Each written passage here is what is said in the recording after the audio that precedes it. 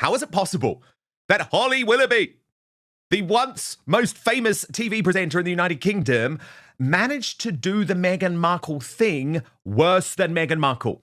And you all know how much I despise With Love Meghan. How for a long time, I truly believed that With Love Meghan on Netflix was the worst lifestyle TV show ever made. But with the release of Holly Willoughby's Together, that may have just changed. And the bid by the former This Morning presenter to act like an every woman for a YouTube show, yet having a massive TV crew, as you saw in that picture, struck me as inauthentic, as Meghan Markle pretending to be at her home with a crew when actually she'd just hired a place down the road. Well, so too had Holly Willoughby. And even the Daily Telegraph, and again, the Telegraph, no fans of Markle, admitting that Holly Willoughby's dire YouTube show makes Meghan look good. Don't miss a single update on the stories that actually matter. I'm breaking down the news every day, so make sure you subscribe to never miss a beat. Click that subscribe button right now. They argue that not even Stanley Tucci can redeem this 50-minute bore fest of awkward small talk, forced swearing, and pie tin trivia. Well, Royal YouTube sensation, according to Taz, has been watching this TV atrocity with me. We're going to get into it today. And also, Tash, I think, really compare and contrast how Meghan Markle is inspiring this sort of new breed of mainstream celebrity to become inauthentic. And it doesn't work. It doesn't work. It didn't work for her, and it's not working for Holly. But first, Tash, I just want to take you through this Daily Telegraph review where Anita Singh writes, how bad is Holly Willoughby's new YouTube show? I don't know where to start, but I do know where it should end, at the half-hour mark, where she and Stanley Tucci are so stuck for conversation that they end up reading up the ingredients list of a Frey Bentos steak and kidney pie. Or let me put it another way. Come back, Meghan. All is forgiven. With Love Meghan is a masterpiece. Compared to this borefest, the Duchess of Sussex, a veritable Anthony Bourdain. Together, or to give the lifestyle show its full title, complete with the sponsor's name, Holly Willoughby Together with Voy, aims to harness the popularity of Willoughby's years as co-host of ITV's This Morning, but instead makes it clear that she is a presenter who works best with a tight script and an auto cue. Unfortunately, Together has dispensed with all the elements that make This Morning what it is. The repartee between co-presenters, the live broadcast and the magazine format allowing viewers to dip in and out. Even Meghan's producers had the good sense to keep changing things up, editing her so she whizzed from rainbow fruit platters to flower arranging to holding guests hostage while potato printing. Yes, With Love Meghan was demented, but at least it was demented in different ways. And the numbers are not good, Tash. And certainly, and we know this because we're on YouTube, right? And the thing about YouTube, Tash, and you're one of the originals, you know, you're one of the digital YouTube natives. And it's like, the YouTubers are going to tell you how they really feel. And the comments have not been good, Tash. I mean, I just picked out a couple of them. Media News UK. Firstly, I'm not okay, and it's great that QVC have allowed you to use their set. Joshua Kambana, it's giving the Meghan Sussex vibe. And Bungle3912 pointing out someone's furiously deleting comments. Why not just switch them off? You've made a show that's tone deaf and no one wants. And you know what? I don't remove comments. If you want to slag this off, you can. So, Tash, in case people haven't seen it, and let's be honest, most people have not, let's just go to, I would say, the highlights. And by the way, Tash, I don't say this like trying to put Holly Willoughby down. It's just bad. It's just so bad. She swears within 3 seconds. Tash, it's not beautiful for us. I mean, they might have a camera in the fridge, but I'm sorry, it was totally lukewarm in terms of that banter. Look, this is fresh out of my brain because I only finished it about half hour ago. I forced you to watch the whole thing. I forced you. Dan, don't cancel me, but I didn't hate it. I'm serious. Right. Okay, no, I love this. I love this. Wait, I didn't hate it. It's nowhere near as bad as With Love Meghan. Nowhere near as bad. And it could just be because Stanley Tucci is such a freaking legend that he could talk about anything. Perhaps Stanley Tucci could have made a successful With Love Meghan episode because he could carry anybody. That man just oozes charm and knowledge, and he's just fabulous. I'm a massive Tucci fan. Holly Willoughby, I don't like her. I haven't liked her for a long time. I didn't like her when the Queen died, when she and Philip, you know, jumped the queue and everything. I didn't like her during COVID. I didn't like the over-the-top acting. And I thought the way when they all turned on Philip Schofield, she was quick to the bat and then cut him off dead, despite having worked with him for years. So straight away when you said, Tash, look, you know, I need you to watch this, I was like, oh, Holly Willoughby. But it's still, despite me disliking Holly, I still preferred it to With Love Meghan. I don't think it's anywhere near as bad as that show. The one criticism I will have is well, a couple actually. She was definitely putting it on. She was definitely putting it on. Holly Willoughby saying a bottle of beer. No, come on, come on. That's fake. That is absolutely fake. Also, Holly not having ever heard of a Pinot blush, a Pinot Grigio blush. I'm sorry. That drink has been around for years. And there was another scene in it as well where she starts getting excited because she's never seen a Romanesco or Italian courgettes. I use these. They're not easy to come by. They're not the average one you see in your supermarket, but everybody who cooks can see them. So we might have a case of Holly, who was discussing, what was it, the pie and burgers that you can microwave and Greg's sausage rolls, perhaps might be Meghan in the sense she doesn't spend a lot of time cooking in the kitchen. But there was definitely a fakeness there. But I would say the bit that annoyed me, it's too long. They need to shorten that. They were getting a bit strained for conversation, but even still, I mean, I had it on in the background as I was getting ready and sort of like sorting out the dog's lunch and things like that, and it was all right. And that is actually the purpose. That is the purpose of when they want people to watch it, because unlike With Love Meghan, which they're now trying to say is a daytime show, no, it's not. It was launched as a big primetime show with huge Netflix budgets and stuff. This is meant to be a direct YouTube rival to This Morning because it goes out twice a week at 10 a.m. I have to be honest, though, Tash, I was stunned that her husband, who's like a top TV executive, actually watched that because she reveals he's in the room and thought, oh, yeah, we've nailed it. Because joking about sausages. Yeah, it's just, look, for me, here's what these celebrities don't get. People only want authentic folk on YouTube, Tash. Like, we speak to people from our homes, right? Like, we're letting the audience into our real homes, our real lives. You know, we are truly ordinary people. And what I think we see with these celebrities like Meghan and Holly is like, oh yeah, we're so ordinary that we're going to hire out a house and try and pretend it's our real house. It's like, well, right from the start, you're inauthentic. Look at the number of people who they have here. It's like, you know, that's where I think there is a real problem. But look, Holly in another clip does admit that her TV executive husband, Dan Wootton, is actually in the room for the filming. The latest bombshells from Harry and Meghan that the Montecito Mafia and the rest of the media are desperate to hide. Subscribe right now for the real story with zero spin and zero censorship. But the problem is, Tash, it did slow down to the point where, because again, like, Tash, we could speak for 2 or 3 hours if we had to. You know, we don't have notes or prompts or producers like telling me, oh, you know, why didn't you ask Tash about potatoes? That's why I ramble so often, Dan, because I'm like, oh, blah, blah, blah, blah, blah. Well, you're used to doing it on your own with no one, you know, and you just speak, and that's why people love you and your channel, according to Taz. But this was sort of like, I would almost argue, half TV production where like they pop little questions up on, you know, like that's sort of planned it. And again, to me, that didn't really work. But this is the moment with the potatoes. Watch. You thought Meghan Markle's Netflix lifestyle show was as bad as it gets? Think again. Because former ITV host Holly Willoughby just launched her own YouTube show, and somehow she managed to copy Meghan's exact playbook and make it worse. The mainstream critics are absolutely tearing this apart. The Daily Telegraph declared that With Love, Meghan is a masterpiece compared to Holly's new show. Why? Because just like the Duchess of Sussex, Holly hired a fake, rented estate kitchen, brought in a massive TV production crew, and tried to sell us fake, everyday relatability. Is this the ultimate proof that mainstream TV icons have no idea how YouTube actually works? Let's start with the central flaw of both these shows: inauthenticity. When Meghan Markle released With Love, Meghan, the biggest point of backlash was that she refused to film in her own home, opting instead to rent an adjacent estate down the road. It shattered the illusion of letting viewers into her actual life.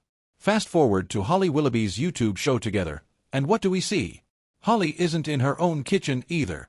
She's in a glossy, rented production facility surrounded by a full television crew. Dan Wootton and Royal YouTuber Taz highlighted the instant disconnect.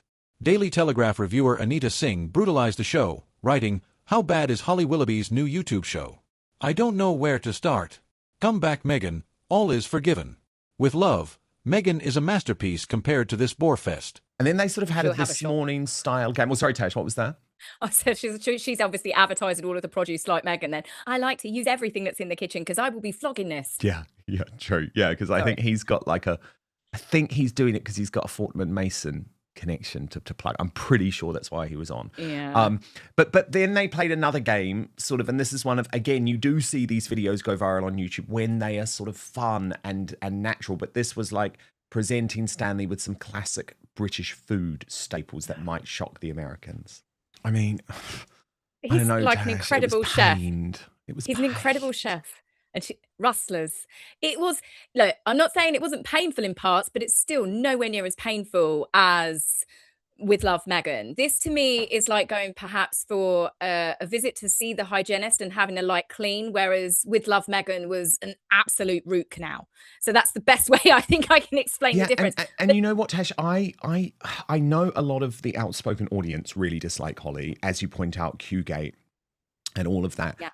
I never, because I was there obviously at ITV for 10 years with her and Philip, working at ITV Daytime. And I've always been very open about the fact I never disliked Holly. Like, I did interviews with Holly. She was always perfectly polite and pleasant with me. It was nothing like Schofield, you know, who was really the biggest bastard in TV and treated people appallingly while he was shagging the young runner, you know, in the dressing room. But again, one of the problems with Holly was that, she, as you point out, she sort of turned on Philip once the public turned, and it's like, well, yeah, but you knew about all of this, and when it suited you. Yeah. It's the fakeness. And the other thing is, and again, I'm not saying this to be brutal to Holly unnecessarily, but she was never great at asking questions. It's one of the reasons why the relationship with Philip sort of worked, because even though Holly, do you remember, she used to get really annoyed with Philip, like he'd often overtalk her and put her down, and that was awful, you know, that was piggish, and I totally understand why she got sick of it. But what I felt in this first episode, Tash, is that she sort of ran out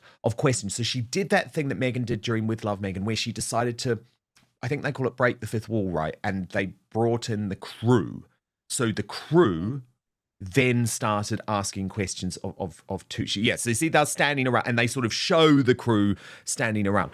But by the way, Tash, my producers just told me I'm a complete thicko, because it's not breaking the fifth wall. Of course, it's breaking the fourth wall, and that came from. I did know that though, because it came from theatre, right? Because you know, on the stage in the theatre, if you're in a house, you see the wall behind, and you see the two walls, but the fourth wall is the wall that you don't see, because of course it's the people facing out to the audience. Okay, Do you get what I'm saying? So that makes sense. So they're breaking the fourth wall by sort of pulling back, and it's what Meghan did. You know, oh, I'm so lovely, I'm going to feed a chicken wing to the cameraman to prove to everyone that I'm not a bully. Make them a coffee because I'm lovely. Yeah. Exactly. Okay, Tash, so I see what you mean. She's not dislikable like Meghan, is she? It's not like you hate her. There's parts of it where it does flow naturally. I just think it's too long. 50 minutes was too long. They could have at least cut it and had a break, you know, and just break it down a little bit more, perhaps even for the guest, because it did get a little bit painful. But Stanley Tucci, I could listen to all the time. The other thing as well, I wasn't watching the show, whereas I did sit down to watch Meghan with Love Meghan, so perhaps I liked it more because I was listening to it as a podcast. But that's the point, isn't it? And that's why she should want to be on YouTube, because we do have a different relationship. Like, even though, and I'm sure it's the same with your channel, Tash, it's fascinating for me, more people now watch Outspoken on TV than they do on their mobile phone or their computer. But the great thing about our YouTube shows is we do want to come with people, you know, like I'll listen to According to Taz when I'm on my walk or whatever, and it is a sort of different relationship. Fundamentally, though, there was a problem. Holly's kitchen wasn't her own kitchen, just like Meghan's kitchen wasn't her own kitchen. Look. The YouTube comments section immediately smelled the fake production. One viewer wrote, "It's giving the Meghan Sussex vibe." Another chimed in, "Great that QVC allowed you to use their set." You see, YouTube viewers are digital natives. They don't want polished, studio-manufactured perfection. They want direct, authentic human connection. And Holly brought an auto-cue energy to a platform built on real life. Now let's talk about the content of the episode itself. To give the show some star power, Holly brought on Hollywood actor Stanley Tucci. But instead of genuine fluid conversation, the video devolved into reading ingredients off a tin fry bento steak and kidney pie and debating microwave Rustler's burgers. Dan Wootton pointed out how desperate the pacing got, noting that the producers were literally posting pop-up questions on screen to keep the conversation going. However, YouTube creator Taz offered a slightly more nuanced take. While admitting Holly's attempt at acting like a beer-drinking every woman felt forced and fake, she argued Stanley Tucci's natural charisma saved it from being as unwatchable as Meghan's show. Taz famously described the difference. Watching Holly was like going for a light dental clean, whereas Meghan's show was a full root canal.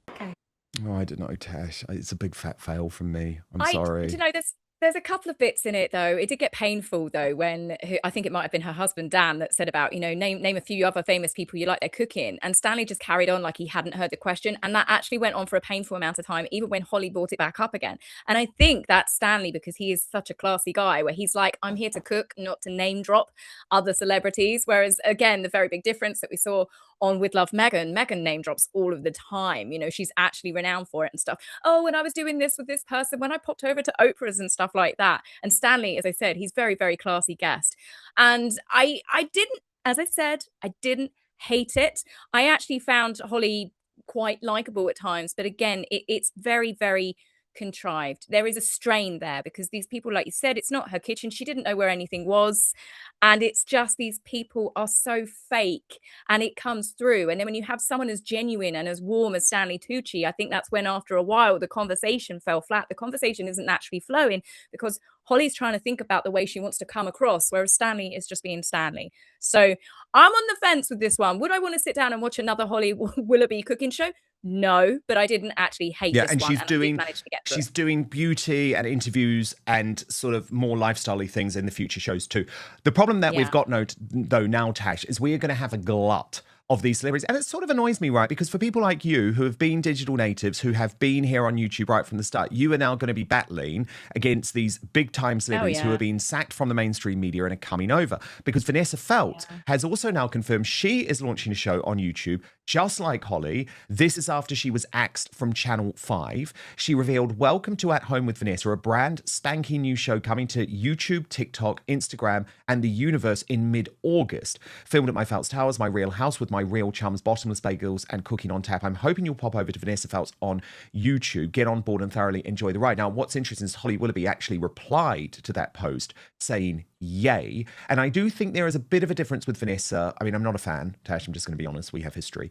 But I like the fact that she is at least doing this at her own house, because you remember she lampooned previously With Love Meghan at the home. She did her own version, didn't she? Yeah, she did. And it sort of went, it didn't go viral like Megyn Kelly and Maureen Callahan did, but it had a bit of a core audience. But look, one of the issues I think all of these celebrities are going to have, Tash, is that I don't really think they understand YouTube. I think they just think they can come over to YouTube and people are going to love them because they're a celebrity. And, I was speaking to you the other day, wasn't I, Tash, about the fact that I went back and I watched your first video and you were mortified.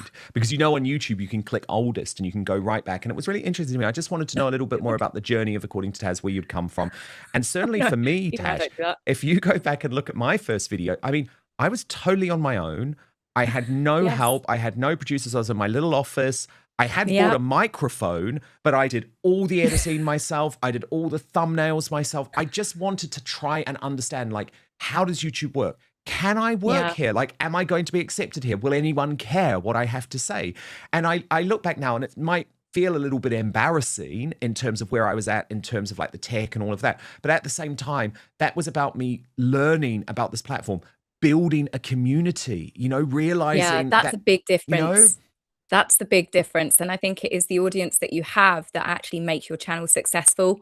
It is the people, it is communicating with them, it is talking to people also in the comments. I mean, I've been speaking with people now for like 6 years that were there from the very beginning when I had like 1,000 subscribers. Well, probably even less actually. I think the first 100, people are still hanging on in there. And one of the things, just to add, I still film on my iPhone. I may not be sitting on the floor cross-legged in my living room anymore. I've actually got a self-made studio that I sit in. But it is the difference where you want your channel to be a success. You as a YouTuber work hard, you strive hard. I mean, I spend anywhere between 6 to 8 hours editing videos because I want to make something good that all of these people on my channel will like. Whereas these other people that come in, they've got all these other people doing it for them. They've got people taking care of anything. They don't even have to do any research. They don't have to think about even their lighting. They don't have to do anything. And then they come in and they produce these shows and then they fall flat because they're not actually showing their personalities. They're not actually caring if the show flops. It's just a money spinner. They go in. It's a job to them to walk in. Whereas obviously it's different with how you started off. And now you've got a channel that's successfully built up and it's grown. And okay, you're fancy, Dan. You're fancy. You've got people helping you and stuff. But I didn't for a long time. I didn't for a long time. I think for about the first... You care. And I think that shows.